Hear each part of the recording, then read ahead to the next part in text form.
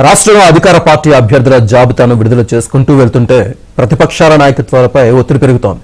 ముఖ్యంగా జనసేన తెలుగుదేశం పొత్తుకు సంబంధించి ఇప్పటికే క్లారిటీకి రాగా తాజాగా తెలుగుదేశం అధినేత చంద్రబాబు నాయుడును కేంద్ర హోంమంత్రి అమిత్ షా ఢిల్లీ పిలిపించి మరీ ఎన్డీఏలో చేరాలని ఆహ్వానించారు. దీంతో 3 పార్టీల మధ్య పొత్తు ఖరారవుతుందని ప్రచారం జరుగుతోంది. ఢిల్లీలో బీజేపీ నేషనల్ కౌన్సిల్ సమావేశాలు జరుగుతూ ఉండడంతో ఆ తర్వాత టీడీపీ ఎన్డీఏలోకి వస్తుందనే ప్రకటన వెలువడుతుందని చెబుతున్నారు. అందువల్ల అభ్యర్థుల ప్రకటన వాయిదా పడుతుందని కూడా టీడీపీ జనసేన వర్గాలు చెబుతున్నాయి.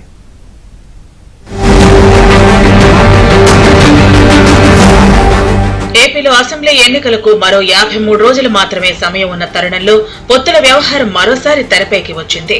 ఇప్పటికే టీడీపీ జనసేన పొత్తుకు సంబంధించి పూర్తి క్లారిటీ వచ్చింది. 2 పక్షాల అధినేతలు 6 రౌండ్ల సమావేశాలు నిర్వహించారు. ఈ సమావేశాలలో పొత్తుల్లో ఎవరెన్ని సీట్లు పోటీ చేయాలి, ఏ స్థానాల్లో పోటీ చేయాలనే అంశంపై క్లారిటీ వచ్చింది. రేపో మాపో వీటిపై ప్రకటన చేయాలని భావిస్తున్న తరుణంలో కేంద్ర హోంమంత్రి అమిత్ షా నుంచి టీడీపీ అధినేత చంద్రబాబుకు ఫోన్ కాల్ వచ్చింది. ఈ ఫోన్ కాల్ తో పొత్తుల్లో సీట్ల సర్దుబాటుకు సంబంధించిన ప్రకటన వాయిదా పడింది. బీజేపీ జాతీయ అధ్యక్షులు జేపీ నడ్డాతో పాటు కేంద్ర హోంమంత్రి అమిత్ షా చంద్రబాబుతో సమావేశమై ఆయన్ను ఎన్డీఏలోకి రావాల్సిందిగా ఆహ్వానించారు. ప్రత్యేక హోదా, రాష్ట్రానికి బడ్జెట్ లో కేటాయింపులకు సంబంధించి కేంద్ర ప్రభుత్వం అనుసరిస్తున్న విధానాలకు వ్యతిరేకంగా 2018లో ఎన్డీఏ నుంచి బయటకు వచ్చింది.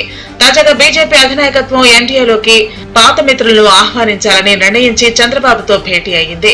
రాబోయే 2 రోజుల్లో ఢిల్లీలో బీజేపీ జాతీయ కౌన్సిల్ సమావేశాలు ఉన్నాయి. ఈ సమావేశాల అనంతరం ఎన్డీఏలోకి పాత మిత్రుల ఆహ్వానంపై బీజేపీ అధినాయకత్వం నుంచి ప్రకటన వెలువడుతుందని భావిస్తున్నారు. ఆ తర్వాత టీడీపీ జనసేన అధినేతలను ఢిల్లీకి పిలిపించి మాట్లాడిన అనంతరం పొత్తులపై క్లారిటీ వస్తుందని చెబుతున్నారు.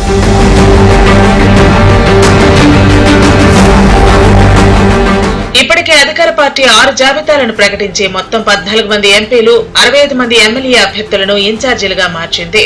ఇందులో 35 మంది సిట్టింగ్ ఎమ్మెల్యేలకు టికెట్ నిరాకరించింది.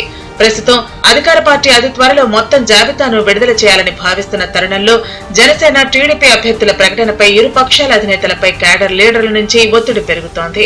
తెలుగుదేశంలో కూడా కొంతమంది ఇన్ఛార్జీలను పిలిపించి చంద్రబాబు 1-to-1 సమావేశాల్లో గ్రీన్ సిగ్నల్ ఇస్తున్నారు.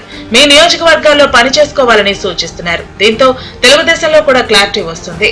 పవన్ కళ్యాణ్ కూడా మంగళగిరి పార్టీ కేంద్ర కార్యాలయంలో కూర్చుని అభ్యర్థుల ఎంపిక కసరత్తు నిర్వహించడమే కాకుండా ఆయా నియోజకవర్గాల్లో పనిచేసుకోవాలని సూచిస్తున్నారు. కానీ పొత్తులకు సంబంధించిన అధికార ప్రకటన, సీట్ల సర్దుబాటుపైనే ఇప్పుడు అందరూ ఆసక్తిగా ఎదురు చూస్తున్నారు.